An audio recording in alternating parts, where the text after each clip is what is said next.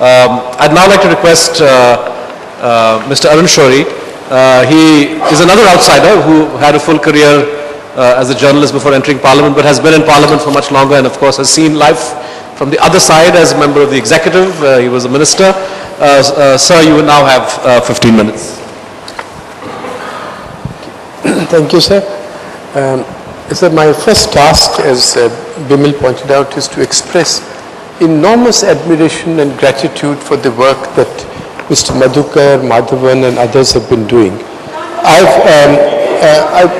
Madam, I was first expressing my gratitude to the work that PRS is doing, that Madhukar, Madhavan and all their colleagues are doing.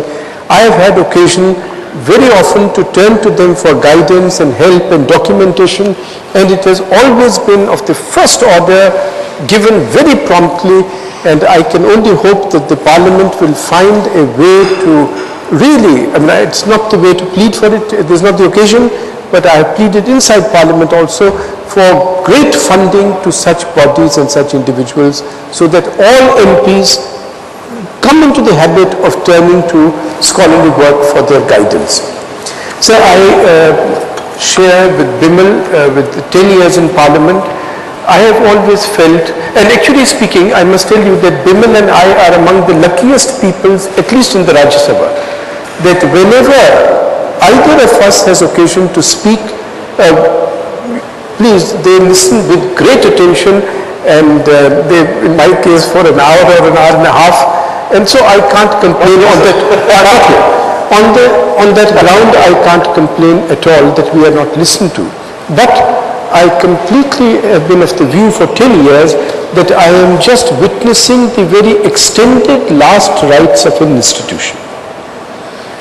And very good criteria have been listed, and Bimal was saying that these are important, that's absolutely true, but we must also supplement those with the qualitative nature, which is the question which has been raised. And I would propose 8 such instances and give you my own impressions on each one of them. The first is whether it is an effective forum for discussion of national issues and options on policy and for weighing alternative policies. The second is that do members speak and vote their mind? Do they speak and vote their mind in what they conceive to be the national interest? So if he is on the opposition side today, he opposes a particular thing, the same thing he would be speaking differently if he were in a different way. Third, does the Parliament bring people together? Does it harmonize interests or does it divide them further? Fourth, that today all of us know, Bimal was giving an example from terrorism, and he has a great authority in telling us, Mr. Nilekani will tell us, about the enormously difficult decisions that must be taken in regard to the economy. For instance, the question of subsidies.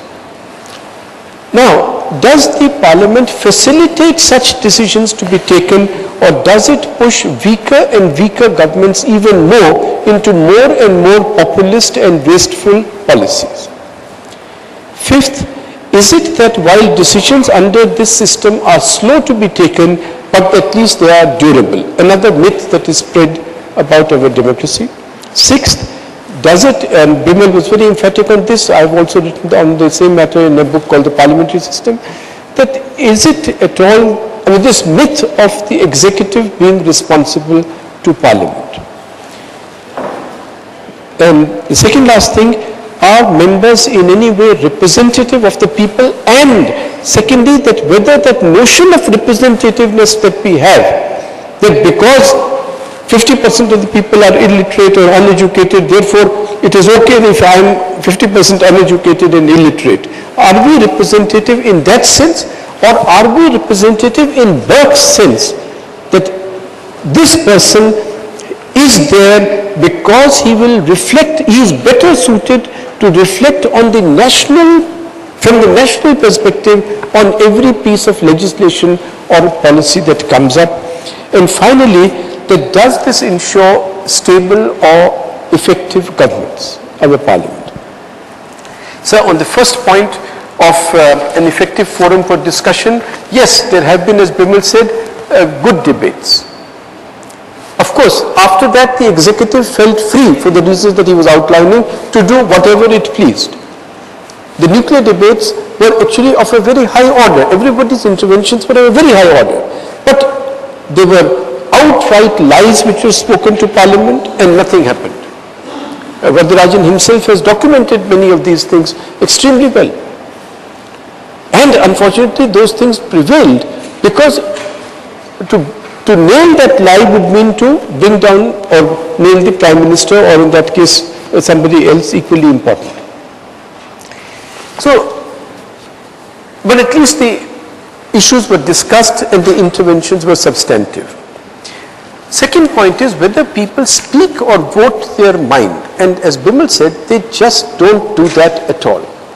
It is entirely on party lines. And you see that, Malhotra Sahib will tell us about that impeachment proceeding of the Justice Ramaswamy, K. Ramaswamy or whatever. Now in that case, the entire Congress voted one side, the entire opposition voted one side. Could it be the case that even though the Supreme Court committee had said that yes, the judge deserves to be impeached and has been guilty of corrupt practices, not one congressman could be persuaded, or that not one person from the opposition could be persuaded on the other side? The same thing, you are right about committees being effective, Varadarajan was just saying, but sir, look at the way the Privileges Committee works, which is one of the main ways in which you can hold members of Parliament to account. That voting, you will see just now when the report comes out on this cash for votes business, that the voting and writing will be exactly on party lines. So in that sense, we are really not doing justice. Third, on the question of bringing people together, actually it is adversarial politics.